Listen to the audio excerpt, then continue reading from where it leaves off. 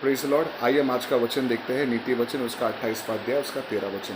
इस वचन में ऐसा लिखा है, जो अपने अपराध छिपा रखता है उसका कार्य सफल नहीं होता, परंतु जो उनको मान लेता है और छोड़ भी देता है उस पर दया की जाएगी। इस वचन में हम देखते हैं, प्रभु का वचन कहता है कि हमको अपने अपराधों को, अपने पापों को छिपाना नहीं है, लेकिन उसको परमेश्वर के सामने कबूल करना है और उसको छोड़ देना।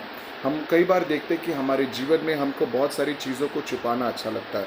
जैसे हम अपने घर के परिस्थितियों को किसी को बताना नहीं चाहते, हम उसको छुपाते। कई बार अपने फाइनेंसेस को हम छुपा के रखते हैं, कई बार अपने टैलेंट्स को हम छुपा के रखते हैं, कई बार हमारे पर्सनल जीवन को भी हम दूसरों के सामने प्रकट ना करके उसको छुपा के रखते हैं।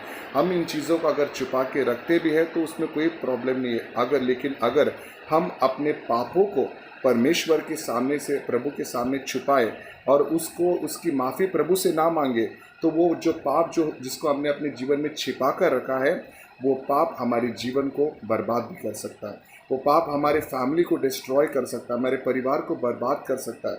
बाइबल में ऐसा लिखा है कि यीशु मसीह हमारे पापों को उठाने के लिए वो इस संसार में आए। उन्होंने अब हमारे पापों को अपने आप पे ले लिया, अपने क्रूस पर उन्होंने अपने हमारे पापों को ले लिया।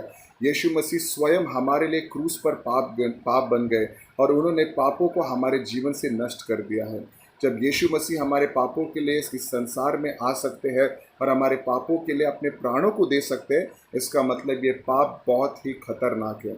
इसलिए बाइबल कहता है कि अगर हमारे जीवन में आज भी कोई गलतियां है तो हम अपने पापों को प्रभु से ना छुपाएं, लेकिन प्रभु से माफ़ी मांगे और प्रभु के सामने प्रभु से कहे कि प्रभु, मैं इस पाप को छोड़ना चाहता हूँ। अगर हम अपने पापों की माफ़ी मांगेंगे, उसको छोड़ेंगे, तो बाइबल कहता है कि हम पे दया की जाएगी और जब प्रभु हम पे दया करेगा तब हम अपने जीवन में सफलता को देखेंगे। इसलिए आज का वचन है कि हम अपने पापों को ना छुपाएं, लेकिन प्रभु के सामने उसको अंगीकार करें। Praise the Lord, hallelujah.